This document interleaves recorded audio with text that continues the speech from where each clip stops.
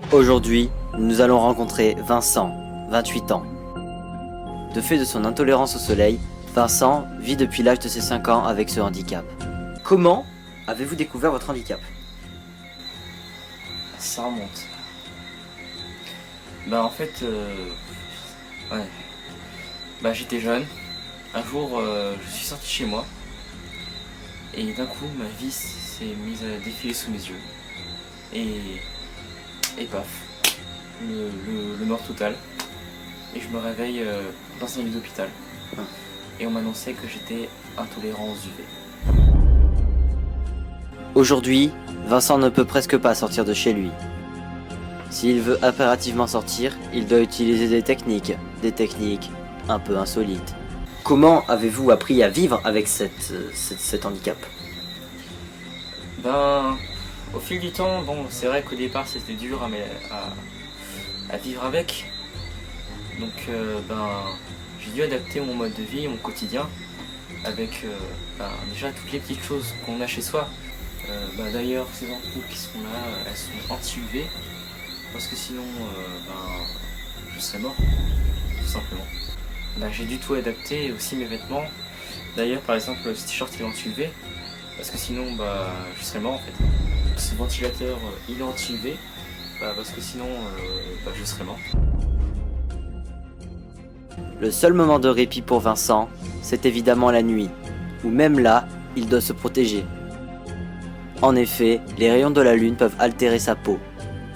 Il doit se mettre sous une serviette et utiliser de la crème solaire. Il porte des lunettes de soleil, même quand il fait nuit, car la lumière de la lune peut altérer ses yeux. Et puis bien sûr, faut que je protège aussi mes yeux, qui sont aussi atteints par ma maladie.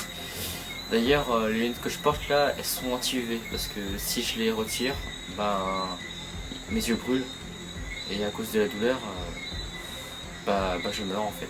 Alors Vincent, quelles sont pour vous les choses les plus dures à vivre avec votre maladie?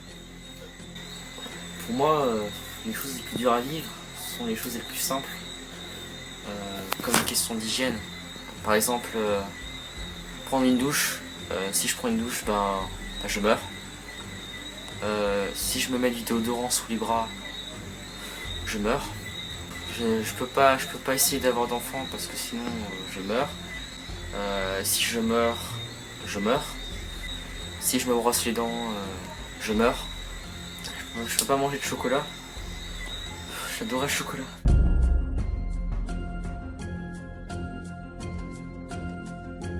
Suite à ce test, Vincent fut enfermé dans l'hôpital pendant 5 jours. Nous le reverrons à sa sortie.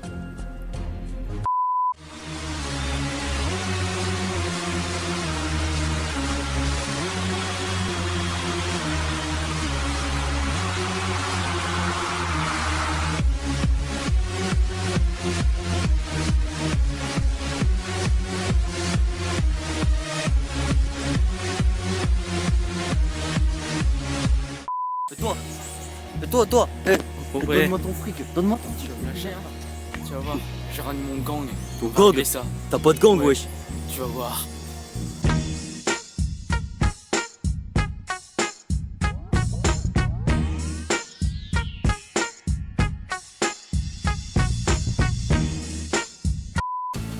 Nicolaya. Bonjour Nicolaya. Cette zone est désormais pacifiée. Je suis le roi du monde. Non, t'es juste un touriste. Ah ouais, c'est vrai. À l'occasion. Bonjour à l'occasion. Comment il s'appelle lui? Je sais pas, là le panneau. Pour aller danser le jerk. Alors, sur votre droite, vous pouvez observer un poireau géant. Moi, dans la vie, j'adore emmerder les fleurs. Oh non, attends. Arrête, oui, il est bon. Et qu'est-ce que tu fais? Connard, attends. Attends. Oui, oh là là, et encore rien fait. Connard. Ah là là, mais va-t'en là. Oh non, va-t'en. Attends. Et qu'est-ce que tu fais? Heliconia. Bonjour Heliconia. Coucou. Coucou. Coucou. Bah, dis coucou. Ta gueule. Ah, comment il s'appelle lui? Il s'appelle Tango. Dis le veuf.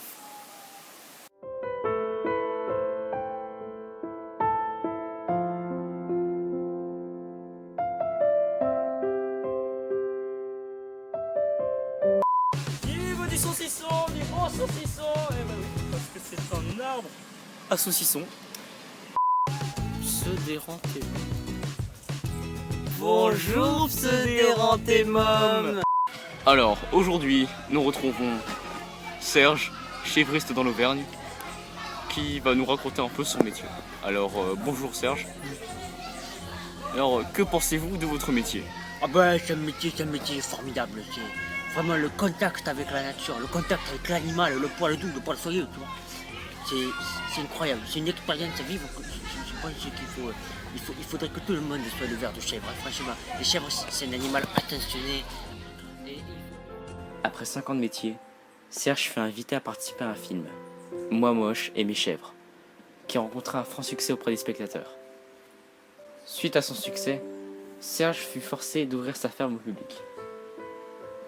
Chaque année, des milliers de visiteurs, dont des enfants, viennent des 4 coins du monde afin de découvrir ces magnifiques chèvres. Alors voilà, ce sont mes bébés. C'est elle que j'aime. Voilà.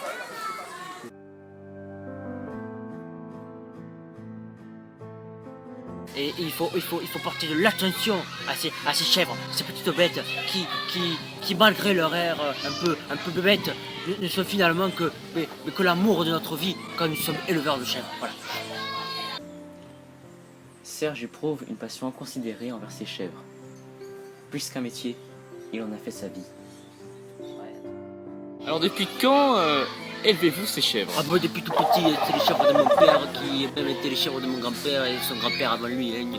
C'est de père en fils et de... Voilà, c'est les chèvres de la famille. Quoi. C'est la famille.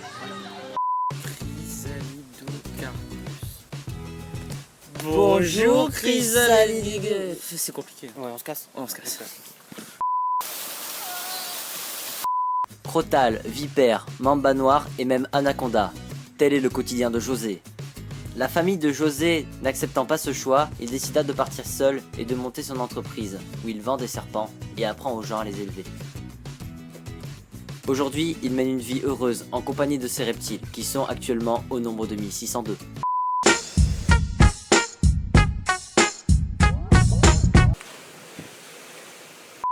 Les créatures de la nature ont besoin d'air pur et qu'importe la couleur de leur peau, nous chantons tous en chœur les chansons de la montagne en rêvant de pouvoir peindre l'air du vent.